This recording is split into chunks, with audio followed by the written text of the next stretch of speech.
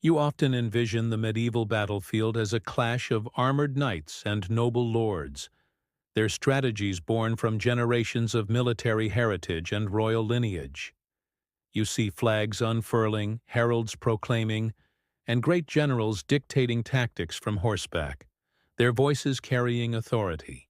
But what if I told you that some of the most brilliant minds, the most audacious strategists, the true architects of victory, emerged from the unlikeliest of places, not from gilded castles or learned academies, but from the muddy fields and forgotten villages? Imagine for a moment a mind so sharp, so perceptive, that it could unravel the complexities of war and politics without ever having held a sword in formal training, without ever having read a single treatise on tactics. This is the story of a peasant, a commoner, who against all odds broke the rigid chains of medieval society to become an indispensable, though largely unrecorded, strategic genius. In an era defined by birthright and social stratification, where your destiny was often sealed the moment you drew your first breath, such a rise was not merely improbable. It was, by all accounts, impossible. Yet it happened. You are about to uncover the legend of a man whose name barely flickers in the annals of history. A strategist whose tactical brilliance shaped battles and saved kingdoms, yet whose humble origins conspired to keep his true impact shrouded in obscurity. His story challenges everything you thought you knew about medieval power, forcing you to look beyond the titles and the pomp into the sheer, unadulterated force of intellect. Welcome, intrepid explorers of hidden histories, to Medieval Times Uncharted, where we dare to venture beyond the official chronicles, to illuminate the unsung heroes and the forgotten architects of the past. Today, you will witness the unbelievable journey from the earth-stained hands of a serf to the calculating mind behind the throne, the story of the forgotten medieval strategist. If you are ready to be inspired by raw intellect triumphing over destiny, hit that like button, subscribe to Medieval Times Uncharted so you never miss a revelation from the secret annals of the past, and follow us across all platforms to join our ongoing quest for the deepest, most enthralling mysteries of medieval history. Our journey begins not in a lord's keep, but in the sun-baked, sometimes frost-bitten fields of a small, nondescript village somewhere on the fringes of the Holy Roman Empire, perhaps in the early 13th century. You feel the rough texture of coarse woolen tunics, smell the damp earth, and hear the distant lowing of cattle and the rhythmic thud of hoe against soil.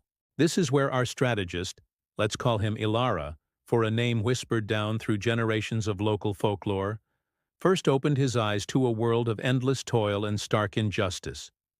His days were a ceaseless cycle, waking before dawn, working until dusk, driven by the seasons and the demands of the local lord. You would have seen him, a small figure amongst many, pulling roots from the stubbornly fertile ground, harvesting meager crops, or tending to the livestock that represented the village's fragile wealth. His hands, like those of his parents and their parents before them, were calloused, his back bent from labor. But even amidst the monotony, something set Elara apart. You might have noticed his eyes, not downcast or resigned, but unusually observant. While others gossiped or complained, he watched the patterns of the wind, the flow of the stream, the subtle shifts in the Lord's patrol routes. He observed the foraging habits of deer, the defensive formations of a flock of geese against a predator, the way a small dam could redirect a torrent of water to save a fledgling crop. These weren't idle observations. They were lessons being absorbed, patterns being recognized. Formal education was a luxury unimaginable to a peasant. Books were rare, and literacy even rarer. Yet Elara possessed an insatiable hunger for understanding, a curious mind that found lessons in the natural world and the rhythms of village life.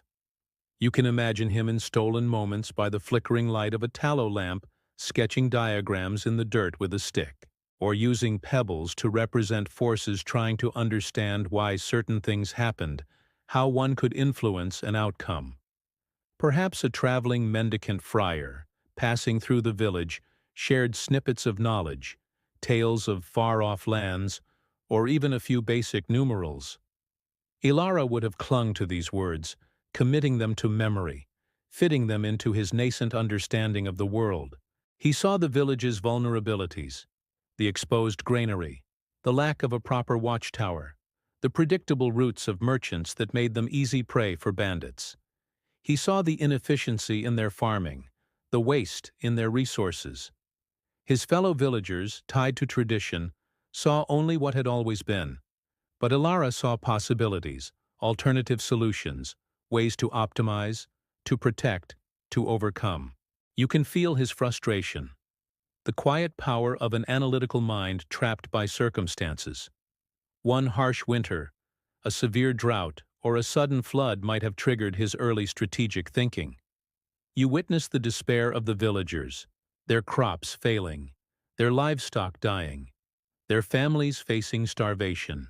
While others simply prayed, Elara might have spent sleepless nights calculating the remaining grain, charting the minimal water sources, or devising makeshift systems to ration supplies and dig deeper wells. He might have suggested a communal effort to fortify a shared shelter against wolves, or to create a simple early warning system for approaching raiders, things that required coordinated effort and forethought. These weren't grand military maneuvers, but they were the foundations of strategic thought: resource management, logistics, defense, and collective action. You see the nascent strategist observing, analyzing, and quietly problem-solving. His intelligence wasn't about book smarts. It was an innate ability to perceive cause and effect, to predict outcomes, and to devise effective courses of action. It was a raw, untamed genius. You can almost hear the skeptical whispers of the older peasants. What does Elara know? He's just a boy. Yet when his simple solutions yielded results, a grudging respect might have begun to form. He understood the terrain intimately, every hidden path, every shadowed copse, every rise and fall of the land. This knowledge, born of endless hours toiling beneath the sky, would become a crucial asset.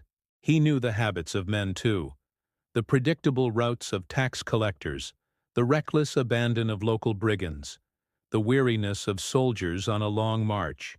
He absorbed the subtle psychology of power and desperation. You imagine him, leaning against a weathered fence post, watching the world with an intensity that belied his humble status, his mind constantly turning, processing, formulating. The seeds of greatness were being sown in the most barren of soils. The medieval world was a brutal teacher, but for Elara, it was also his only classroom, offering lessons in survival, observation, and the cold, hard realities of power that no university could ever replicate. The pivotal moment, the crack in the rigid social structure that allowed Elara's genius to glimpse the light, likely arose from a crisis, a moment of desperation that forced even the most entrenched minds to consider unconventional solutions. You can almost feel the tension in the air as news spreads through the village. Lord Valerius, the local landholder, faces a dire threat. A neighboring, more powerful baron, Lord Callan, has laid claim to Valerius's most fertile lands, preparing for an aggressive takeover. Lord Valerius, a man of moderate means and limited military experience, gathers his few knights and levies. He is outmatched, outmanned, and his experienced advisors offer only grim predictions of certain defeat and ruin.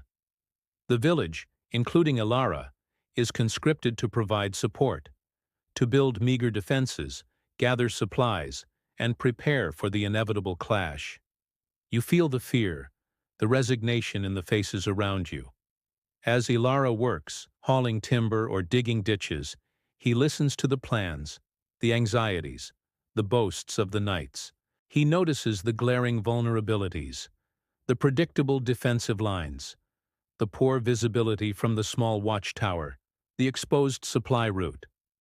His mind, accustomed to seeing patterns and inefficiencies, churns with alternative possibilities. He sees not just the immediate defense, but the long game, the enemy's likely moves, the terrain's hidden advantages. Perhaps in a moment of sheer audacity, or driven by the desperation to save his home, Elara approaches one of Lord Valerius's lower-ranking captains, a gruff, battle-hardened veteran, but one open to unconventional thought. You might envision him stopping the captain, his voice low but firm, outlining a simple yet ingenious modification to the defensive palisade, or suggesting a feigned retreat to draw the enemy into a narrow ravine.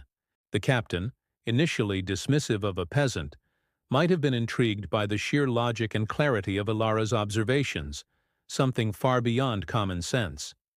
He presents Elara's ideas, albeit hesitantly, to Lord Valerius. Lord Valerius, desperate and with little to lose, agrees to implement a small part of Elara's unconventional plan, perhaps a minor ambush along a less traveled path or a clever use of the local marshland. The small unexpected maneuver yields a surprising victory. Lord Kaelin's scouting party is decimated, his advance delayed, his confidence shaken. You feel the surge of hope and disbelief among Valerius's men. This modest success catches Valerius's attention. He requests to see the peasant who devised the tactic. You witness Elara, dressed in humble clothes, standing, but Elara, with quiet confidence, articulates his reasoning, describing the terrain with intimate detail, predicting Kaelin's next probable moves, and proposing a multi-stage defense that leverages natural obstacles. His words are not those of a trained soldier, but of a master chess player seeing moves ahead, anticipating counter-moves, and formulating a winning strategy. You feel the tension as Valerius listens intently. Against the strong objections of his formal advisors, Lord Valerius, swayed by the undeniable logic and the previous success, takes a monumental risk. He places Elara, the peasant, in an advisory role for the upcoming conflict. Elara is given a few trusted men and the authority to implement his plans, albeit under the watchful, often suspicious eyes of the established military command. You can feel the weight of this trust, the enormity of the challenge. The battle that follows is not a glorious charge, but a masterpiece of deception, terrain manipulation, and psychological warfare. Elara's deep knowledge of the land turns every hill, every forest, every stream into an ally. Lord Kaelin's forces, expecting a straightforward confrontation, are harried, ambushed, and led into traps, suffering heavy losses without ever engaging in a full, decisive battle. Kaelin is forced to retreat, his invasion utterly repelled. Lord Valerius is saved. His lands are secure, and his small retinue of knights returns victorious. And at the heart of this triumph, standing quietly amidst the celebratory chaos, is Elara, the peasant who defied all expectations. The victory against Lord Kaelin, though small in the grand scheme of the empire, was a monumental turning point for Elara. You can almost taste the mixture of awe and disbelief that now follows his name among Lord Valerius's men. He was no longer just Elara the peasant. He was Elara, the one who outsmarted Kaelin. Still, his humble birth limited him. He couldn't command knights, nor openly sit at the war council with the highborn. Instead, Lord Valerius, a man smart enough to recognize genius, kept Elara close. You see Elara becoming a trusted unofficial advisor, his voice sought out in the quiet hours of the night, his maps and diagrams spread secretly in the Lord's private chambers. He applied his strategic mind to more than just warfare. You find him devising efficient systems for crop rotation, strengthening the castle's defenses against future sieges, and even optimizing trade routes for Lord Valerius's small estate. His reputation, whispered from mercenary to merchant, began to spread beyond Valerius's lands. Tales of the peasant who could see through mountains, or the commoner who knew the enemy's mind, started to circulate. You can imagine a traveling merchant, after a safe passage through Valerius's now secure roads, sharing stories in a bustling tavern, inadvertently spreading Elara's renown further afield. His advice wasn't flashy, It was simply effective. He understood logistics, the often overlooked backbone of any successful military campaign. You observe him calculating supply chains, anticipating troop fatigue, and leveraging local resources with unparalleled efficiency. He understood human nature. He could predict when a mercenary company would defect, when a besieged garrison would break, when an allied lord would betray. This psychological insight was as potent as any trebuchet. His rise, however, remained largely uncharted in official records. Lords and chroniclers preferred to credit victories to noble blood, to divine providence, or to their own genius, not to the sharp mind of a former serf. So while his strategies won battles and secured lands, Elara's name rarely appeared in the grand parchments. He was the invisible hand, the whispered counsel, the secret weapon. You feel the bitter irony of his position: immense influence, but no formal recognition, no title, no lineage to anchor his legacy in history books. He was a ghost in the machine of power. This lack of formal standing, paradoxically, might have been his greatest protection.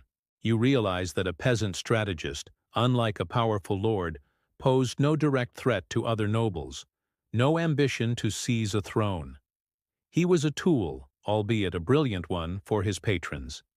As such, he was less likely to be targeted by assassination or overt political maneuvering than a rival lord or a rising knight. But Lord Valerius, while grateful, was still a minor player. Elara's true test, and his greatest impact, would require a larger stage, a more powerful patron. You feel the subtle shift in the winds of power. The region is plunged into a larger conflict. A powerful duke, campaigning for expansion, begins to absorb smaller lords, including Lord Valerius. Lord Valerius, facing overwhelming odds, sends an envoy to the duke, offering his fealty and his remaining forces. But he also includes a subtle, unprecedented offer: the unique strategic counsel of his master of logistics, Elara. The duke, a pragmatic and ambitious man, is initially amused, then intrigued. He has heard whispers of this peasant strategist, dismissing them as tavern tales, but Valerius's desperation gives the offer weight. You see Elara, now perhaps a few years older, his face etched with experience, but his eyes still sharp, presented to the duke's formidable war council. Again, the familiar skepticism, the condescension of men born to command.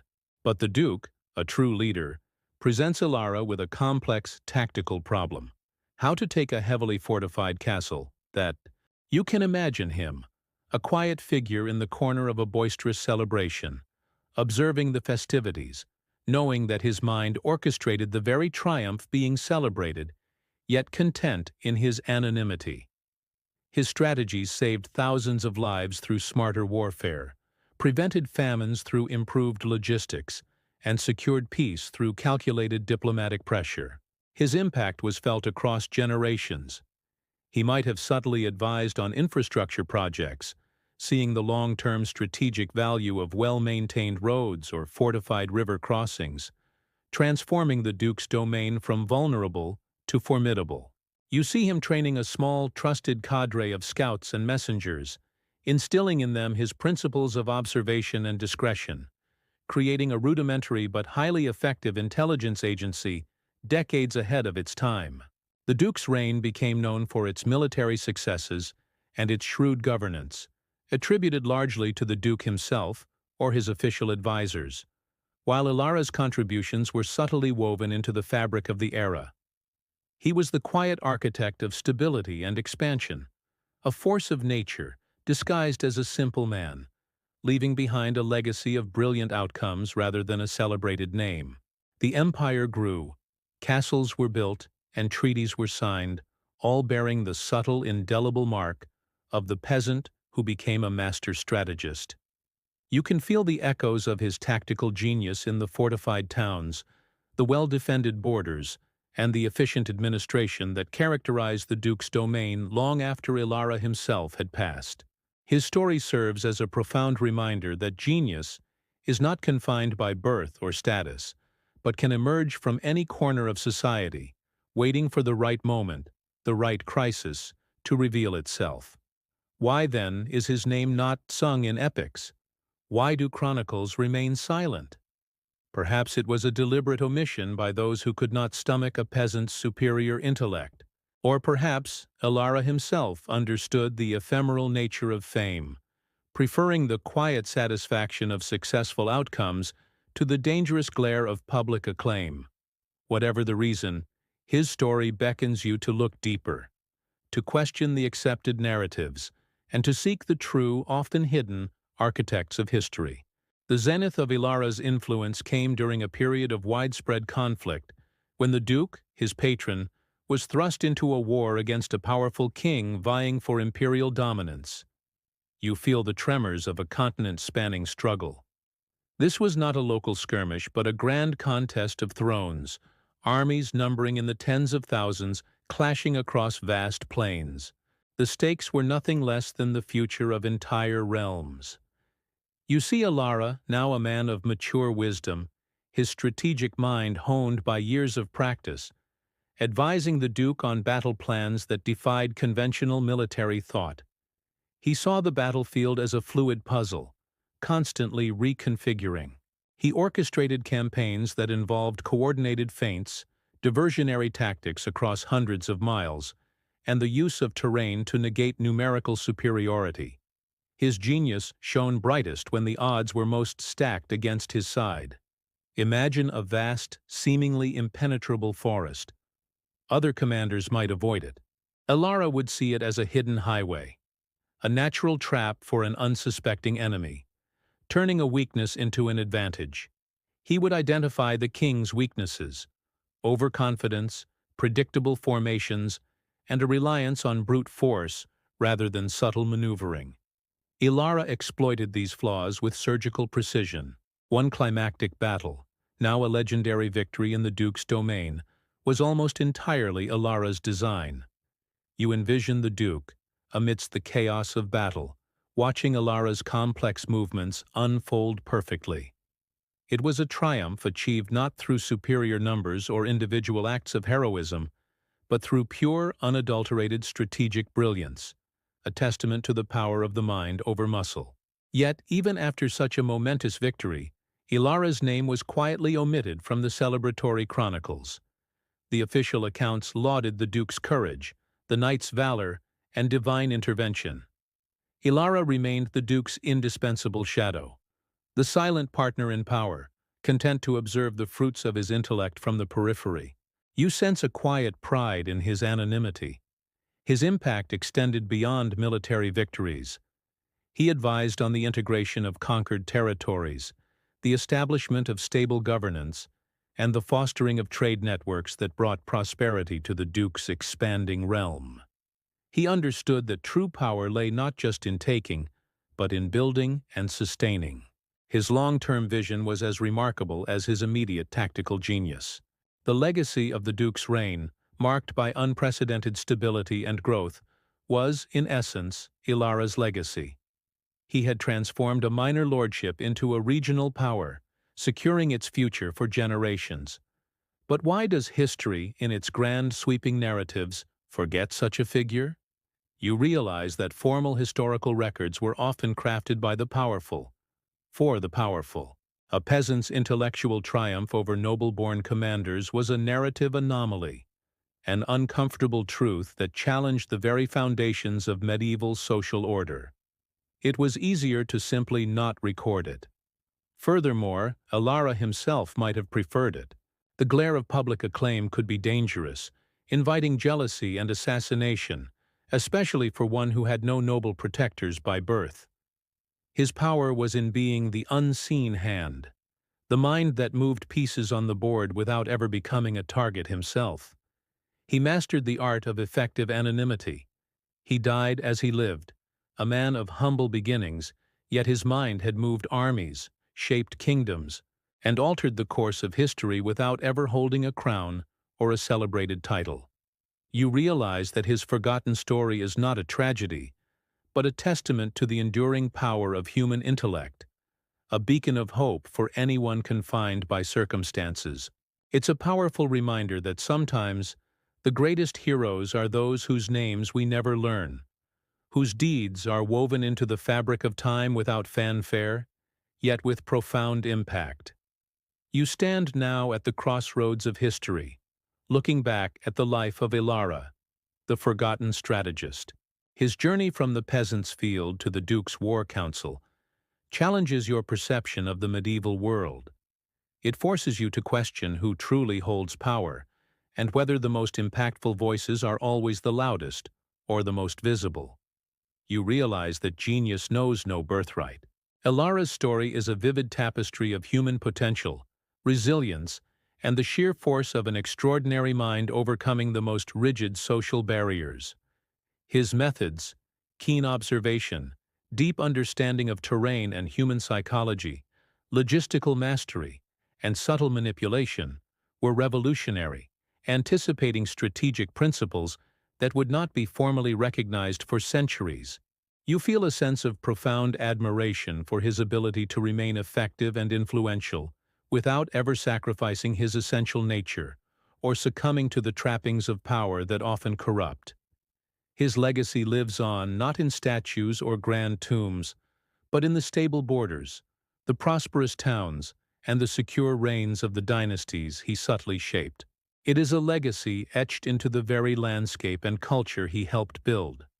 The tale of the forgotten medieval strategist is more than just a historical anecdote.